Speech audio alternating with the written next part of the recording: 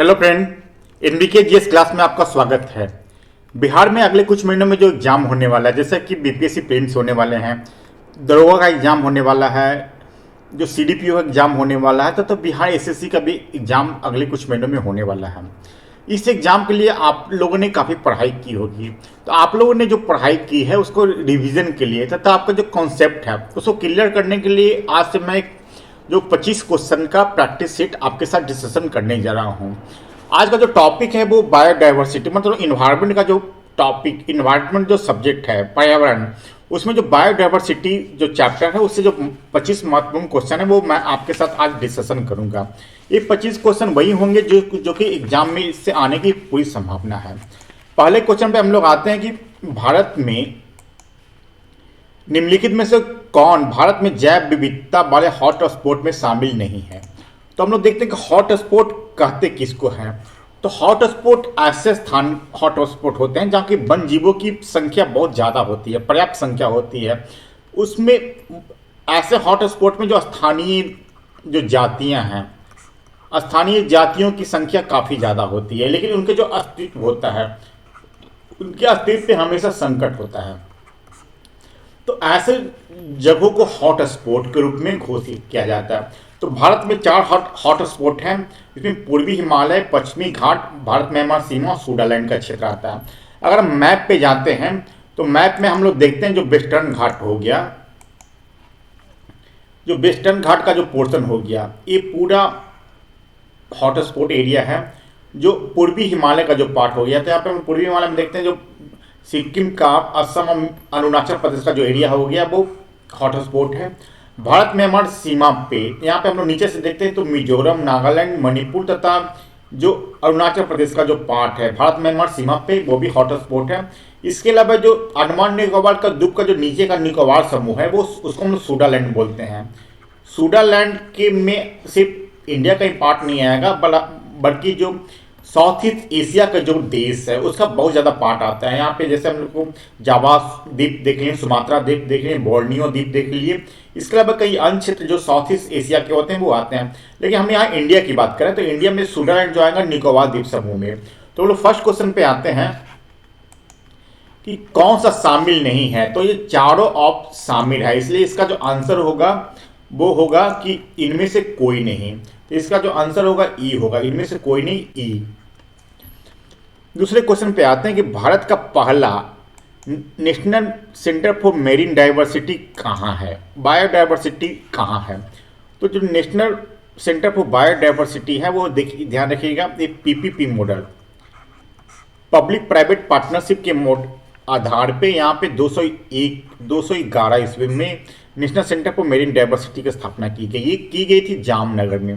आप लोग जानते हो कि जामनगर में जो रिलायंस इंडस्ट्री है, रिलायंस इंडस्ट्री का काफ़ी जो ऑयल रिफाइनरी है, तेल शोधन जो कारखाने हैं वो जामनगर में है। इसी कारण यहाँ पे रिलायंस इंडस्ट्री और भारत सरकार के द्वारा national centre for marine biodiversity बनाई गई है। तो इसका जो आंसर होगा सी होगा। जैव विविधता समांतर जो ध्रुव, जो इसको हम लोग पोल कहते हैं, पोल से जो भूमध्य रेखा की ओर जाते हैं तो क्या होता है। तो जैव विविधता में हम लोग देखते हैं जैसे ध्रुव से हम लोग भूमध्य रेखा की ओर जाएंगे तो ये बढ़ेगा, लेकिन जैसे हम लोग भूमध्य रेखा से ध्रुव की ओर जाएंगे तो इसका जो जैव विविधता होता है वो घटता है। इसी अनुसार हम लोग देखते हैं जो पहाड़ों पे जब हम लोग ऊपर से नीचे आएंगे तो जैव विविधता बढ़ेगी, लेकिन हम लोग जब नीचे से पहाड़ों पे नीचे से ऊपर जाएंगे तो जैव विविधता घटेगी। तो हमें यहाँ पूछा जा रहा है कि ध्रुवों से भूमध्य रेखा की ओर जाने पर जैव विविधता में क्या होता है। तो जैव विविधता बढ़ जाती है, आंसर होगा बी। निम्न में से कौन स्वस्थानीय संरक्षण के अंतर्गत आता है। स्वस्थानीय जो यहाँ पे हम लोग देखते हैं, स्वस्थानीय का मतलब हुआ जो मूल, जो उनका जो प्राकृतिक आवास है, मूल जो प्राकृतिक आवास है, प्राकृतिक आवास, यहाँ पे इसको संरक्षण करते हैं तो उसको स्वस्थानीय में आते हैं। तो राष्ट्रीय उद्यान हम लोग देखते हैं, राष्ट्रीय उद्यान में नेचुरल तरीके से वहाँ पे आवास होता है। वाइल्ड लाइफ सेंचुरी, वन जीव संरक्षण भी कहते हैं, उसमें भी नेचुरल तरीके से वहाँ पे जीव जंतु रहते हैं। आरक्षित वन एवं संरक्षित वन, तीनों में ही वो जो पेड़ पौधे एवं जीव जंतु रहते हैं वो नेचुरल तरीके से यहाँ पे रहते हैं। तो यहाँ पे हम लोग देखते हैं इसका जो आंसर होगा कौन सा आता है, तो यहाँ पे आंसर होगा उपयुक्त में से एक से अधिक। ए बी सी डी चारों आंसर सही है।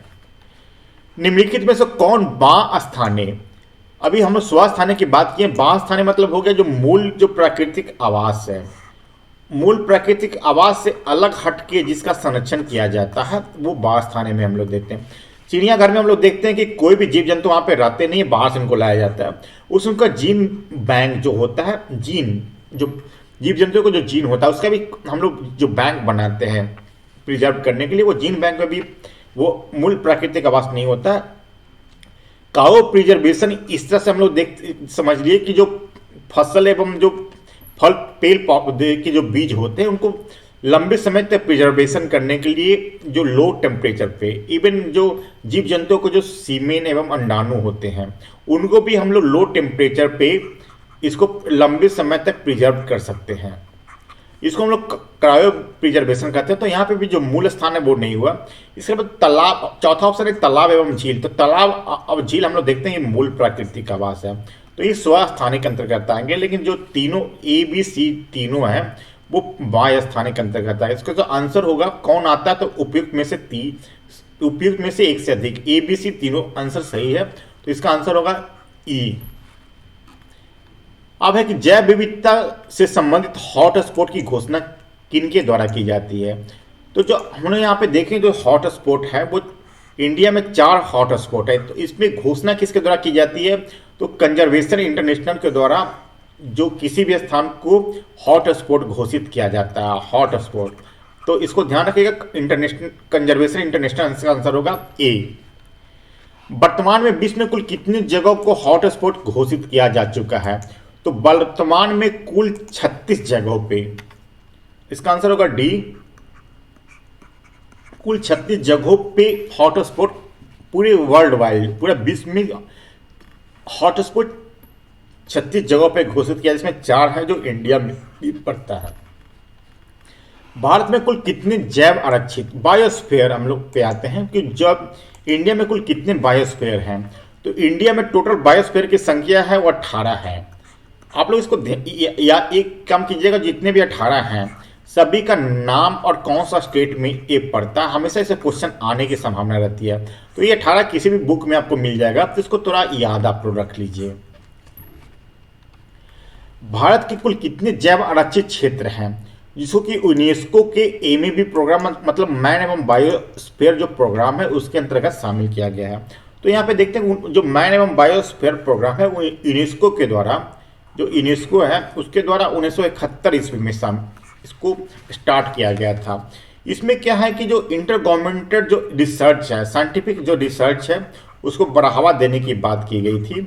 इसमें ये भी था कि जो मानव एवं पर्यावरण में जो सामंजस्य है उसका भी स्टडी किया गया, रिसर्च किया जाए। तो इसी के लिए जो यूनेस्को है जो बायोस्फीयर में कुछ जो उसके लिए उपयुक्त जो जगह होते हैं उसको एमएबी प्रोग्राम मतलब मैन एवं बायोस्फीयर प्रोग्राम के अंतर्गत शामिल करता। तो इंडिया में टोटल जो 18 बायोस्फीयर है उसमें से 12 को, आंसर बी होगा, 12 को मैन एवं बायोस्फीयर प्रोग्राम के अंतर्गत शामिल किया गया है। अब इसी से संबंधित जो अगला क्वेश्चन देखते हैं कि भारत के किस जैव आरक्षित क्षेत्र मतलब बायोस्फीयर को यूनेस्को के मैन एवं बायोस्फीयर प्रोग्राम के अंतर्गत पहला इंपॉर्टेंट है, पहला जैव आरक्षित क्षेत्र घोषित किया गया है।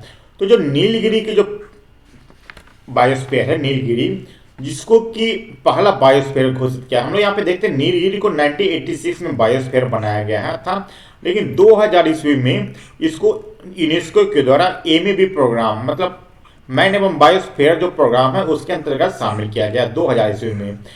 लेकिन बायोस्फीयर जो बनाया गया था वो 1986 में ही था। नीलगिरी में हम लोग देखते हैं 3 स्टेट में, 3 राज्य में फैला हुआ है। एक तमिलनाडु हो गया, दूसरा केरला हो गया और तीसरा है जो कर्नाटका। 3 स्टेट में ये फैला हुआ है नीलगिरी बायोस्फीयर। तो काफी इंपॉर्टेंट है, इसको थोड़ा ध्यान रखिए। भारत में अंतिम घोषित जैव आरक्षित क्षेत्र कौन सा है, तो जो भारत में जो टोटल जो बायोस्फीयर है वो 18 है।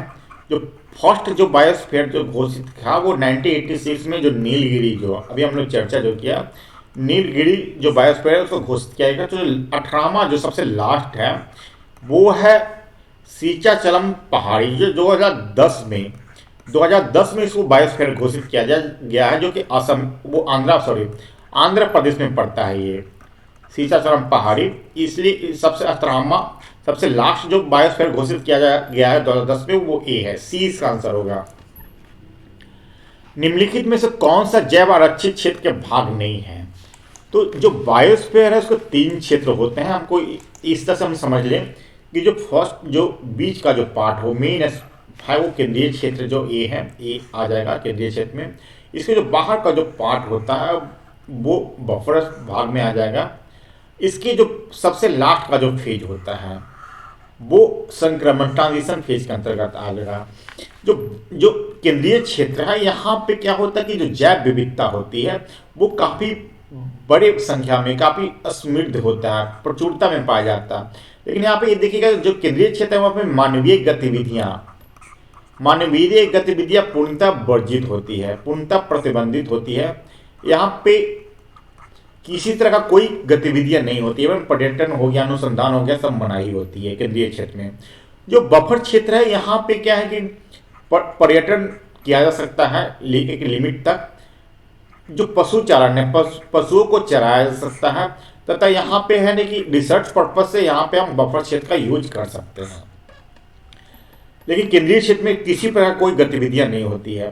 तो थर्ड क्षेत्र हो गया संक्रमण क्षेत्र। यहाँ पे कि जो स्थानीय लोग हैं उनके सामंजस्य से हम कुछ गतिविधियां को हम संपादित कर सकते हैं संक्रमण क्षेत्र में। तो यहाँ पे पूछा जा रहा कौन सा भाग नहीं है बायोस्फीयर का, तो हम लोग ये देखते हैं कि जो केंद्रीय क्षेत्र जो मेन भाग पार्ट हो गया, उसके बफर क्षेत्र और संक्रमण क्षेत्र तीनों बायोस्फीयर का पार्ट हो गया। जो बाह्य क्षेत्र है वो पार्ट नहीं होता, तो इसका आंसर होगा डी। अब है कि सलीम अली पश्चिम बिहार कहाँ अवस्थित है? तो सलीम अली जो पश्चिम बिहार है वो गोवा में अवस्थित है, तो इसका आंसर होगा बी।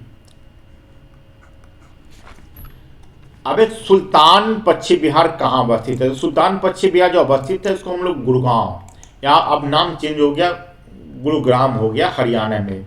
ये हरियाणा में गुरुग्राम में अवस्थित है सुल्तान। राष्ट्रीय उद्यान में किन गतिविधियों की अनुमति होती है? तो अभी हमने चर्चा किया जो केंद्रीय क्षेत्र है, केंद्रीय जो क्षेत्र है वो राष्ट्रीय उद्यान के अंतर्गत ही आते हैं। यहाँ पे पशुचारण की अनुमति नहीं होती है, पर्यटन की गतिविधि नहीं होती है, मानवीय गतिविधियों की अनुमति नहीं होती है। किसी भी गतिविधि की अनुमति राष्ट्रीय उद्यान में नहीं होती है। हमेशा काफ़ी इंपॉर्टेंट क्वेश्चन होता है, हमेशा पूछे जाते हैं, इसको थोड़ा ध्यान रखिएगा। इसका आंसर होगा डी। अब है कि भारत का पहला राष्ट्रीय उद्यान कौन सा है? तो जो पहला जो नेशनल पार्क राष्ट्रीय उद्यान था वो जिम कॉर्बेट था, इसका आंसर होगा ए, पहला घोषित, जो कि 1936 ईस्वी में ही इसको राष्ट्रीय उद्यान घोषित कर दिया गया था। इस समय इसका जो नाम था वो हैली नेशनल पार्क था, न कि जिम कॉर्बेट था। जिम कॉर्बेट का नाम बाद में पड़ा। उसमें जो राष्ट्रीय उद्यान घोषित 1936 में किया गया था उसका नाम था हैली नेशनल पार्क, तो इसका आंसर होगा ए। अगर कि भारत में कुल कितने राष्ट्रीय उद्यान है, तो इसमें कुछ फैक्ट है जो कि आपको याद रखने की आवश्यकता होगा। तो भारत में कुल जो उद्यान है वो 101 है। भारत में कुल कितने वन्यजीव अभयारण्य यानी वाइल्ड लाइफ सेंचुरी है? तो इंडिया में टोटल जो वाइल्ड लाइफ सेंचुरी है वो 553 है। तो याद रखिएगा जो ए ऑप्शन है वो राष्ट्रीय उद्यान का है। राष्ट्रीय उद्यान हो गया 101, वन्यजीव अभयारण्य है वो 553 है। कौन सा राष्ट्रीय उद्यान सफेद बाघों के लिए प्रसिद्ध है? तो आप लोग ये देखिए जो मध्य प्रदेश है, मध्य प्रदेश को हम लोग टाइगर कैपिटल, बाघों की राजधानी के रूप में जानते हैं। तो यहाँ पे जो बांधवगढ़ है राष्ट्रीय उद्यान मध्य प्रदेश में, ये होता कि सफेद बाघों के लिए प्रसिद्ध है। तो बांधवगढ़ आपको याद रखिएगा जो मध्य प्रदेश में है वो सफेद बाघों के लिए, व्हाइट टाइगर के लिए काफी प्रसिद्ध है। भारत का एकमात्र तैरता हुआ जो फ्लोटिंग पार्क है वो, उसको हम लोग केबुल जामायो नेशनल पार्क बोलते हैं, वो किस राज्य में अवस्थित है? तो यहाँ पे ध्यान रखिए जो मणिपुर है, मणिपुर में लोटक झील है। आप लोग ऐसे भी इसको याद रखिए, लोटक झील है। उसी झील के बीच में केबुल जामो नेशनल पार्क है, ये फ्लोटिंग करता है। ये हमेशा तैरते रहता है। घास का मिट्टी से जकड़ा हुआ घास होता है, वो हमेशा तैरता रहता है एक जगह से दूसरे जगह। उसी पे केबुल जामो नेशनल पार्क है मणिपुर में। इसको हमेशा याद रखिए, इसमें क्वेश्चन हमेशा पूछे जाते हैं। Silent valley national park Bharat के किस राज्य में अवस्थित है? तो जो साइलेंट वैली नेशनल पार्क है वो केरला राज्य में अवस्थित है, जिसको हमेशा याद रखिए। बेतला राष्ट्रीय उद्यान भारत के किस राज्य में अवस्थित है? तो इसमें कुछ इंपॉर्टेंट उसी के मैं चर्चा कर रहा हूँ, ताकि जो बेतला है वो हमारे जो पड़ोसी जो राज्य हैं झारखंड, वहाँ से आता है, तो हो सकता है इससे क्वेश्चन पूछा जाए। तो इसका आंसर होगा डी, बेतला राष्ट्रीय उद्यान झारखंड में अवस्थित है। अचान कमार अमरकंटक जैव आरक्षित क्षेत्र भारत के किस राज्य में अवस्थित है? तो ये जो एरिया है अचान कमार अमरकंटक एरिया, ये इसका जो एरिया पड़ता है वो 2 स्टेट में पड़ता है, मध्य प्रदेश और छत्तीसगढ़। तो इसका जो दोनों आंसर सही है, ए और बी, इसलिए इसका आंसर होगा उपयुक्त में से एक से अधिक, ई। अब एक निम्नलिखित में से कौन सा आरक्षित एवं संरक्षित क्षेत्र के अंतर्गत आते हैं? तो अभी हमने चर्चा किया कि जो आरक्षित एवं जो बायोस्फीयर का जो आरक्षित एवं संरक्षित क्षेत्र मतलब जो प्रोटेक्टेड एरिया है, 4 तरह के प्रोटेक्टेड एरिया होते हैं। पहला को हम राष्ट्रीय उद्यान या नेशनल पार्क के रूप में जानते हैं, दूसरा को वाइल्ड लाइफ सेंचुरी यानी वन्यजीव अभयारण्य के रूप में देखते हैं, तीसरा को कम्युनिटी रिजर्व यानी समुदाय के रिजर्व के रूप में देखते हैं, और चौथे को कंजर्वेशन रिजर्व के रूप में देखते हैं। तो 4 प्रोटेक्टेड एरिया होता है, चारों का नाम यहाँ पे हमने दे दिया है। अगर संख्या एक बार डिवाइड हम करवा देते हैं, राष्ट्रीय उद्यान की संख्या 101 है, वन्यजीव अभयारण्य की संख्या 553 है, जो सामुदायिक रिजर्व है उसको 163 है, और कंजर्वेशन रिजर्व है वो 86। तो ये सब कुछ संख्या उसको याद रखिए, हो सकता पूछा जाए। तो ये जो आरक्षित क्षेत्र और संरक्षित क्षेत्र मतलब प्रोटेक्टेड एरिया के अंतर्गत चारों आते हैं। तो इसका जो आंसर होगा ई होगा, उपयुक्त में से एक से अधिक। अब लास्ट क्वेश्चन पे आते हैं कि बिहार का एकमात्र जो नेशनल पार्क है वो कौन सा है? तो हम ऑप्शन से देखते हैं, जो सिरोही है, सिरोही पड़ता है मणिपुर में। राजाजी जो नेशनल पार्क है उत्तराखंड में पड़ता है। जो बेतला राष्ट्रीय उद्यान नेशनल पार्क है वो अभी हमने डिस्कस किया, झारखंड में पड़ता है। जो संजय गांधी जो राष्ट्रीय उद्यान है संजय गांधी नेशनल पार्क, ये पड़ता है मध्य प्रदेश में। बिहार का जो एकमात्र नेशनल पार्क है उसको हम लोग वाल्मीकि नगर बोलते हैं, आप लोग गए भी होंगे, तो पश्चिम चंपारण में ये पड़ता है। तो एकमात्र जो राष्ट्रीय उद्यान है वो है वाल्मीकि नगर। तो चारों ऑप्शन में नहीं है, इसका आंसर होगा उपयुक्त में से इनमें से कोई नहीं। तो ये 25 क्वेश्चन आपको कैसा लगाता है ये कमेंट बॉक्स में लिख के जरूर बताइए। डिफरेंट टॉपिक पे भी जो 25 क्वेश्चन होगा, क्योंकि 50 क्वेश्चन डिस्कशन करते हैं उसमें जो मैं समझाता हूँ उसमें हो सकता है कुछ आपको प्रॉब्लम हो, उसमें काफ़ी समय भी लगता है, इसलिए मैं छोटे छोटे टुकड़ों में आपको समझाने की कोशिश कर रहा हूँ। ये आपको कैसा लगता हो जरूर आप इसमें लिख के हमको कॉमेंट बॉक्स में बताइए। साथ साथ अभी बेल बटन को जरूर क्लिक कीजिए, ताकि जो भी नोटिफिकेशन मैं जो भी वीडियो अपलोड करूंगा उसका नोटिफिकेशन आपको मिलता रहे। अभी तक आप अगर चैनल सब्सक्राइब नहीं किया तो साथ ही चैनल सब्सक्राइब कर लीजिए। अगर आपको ये वीडियो अच्छा लगता हो तो अपने दोस्तों के साथ भी इसको शेयर कीजिए। धन्यवाद।